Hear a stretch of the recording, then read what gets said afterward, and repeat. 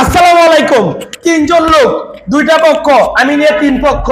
তো জীবনে হয়তো এটা নিয়ে দুই তিনবার এমন হয়েছে, আসলে এমন হয় না, কিন্তু বাইরে ছাড় পেয়ে গেছে। একটা গাড়ি বেচতে চাইছিলাম, অলরেডি বেচা শেষ। এমন সময় বাইরে ডিস্টার্ব করলো, ডিস্টার্ব করে বাইরের গাড়ি বিক্রি করলো। এখন শুধু 1200 টাকা লাভে এই গাড়িটা বিক্রি করলাম। এই বাইরের কাছ থেকে কিনলাম, এই বাইরের কাছ থেকে বিক্রি করলাম। ভাই কথা কি ঠিক আছে নাকি না? ঠিক আছে, ঠিক আছে। 1200 টাকা লাভ দিচ্ছেন, দিয়ে দিলাম।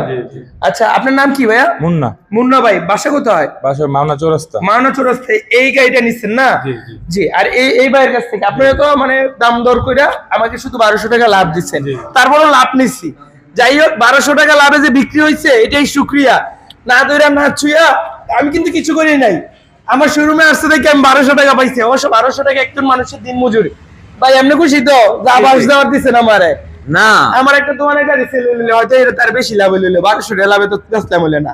খুশি তো আপনি? আলহামদুলিল্লাহ, খুশি, খুশি। আলহামদুলিল্লাহ। আচ্ছা, না উনি আমার কাছের ভাই রাসেল ভাই, ইবাদুদ্দি বাসা।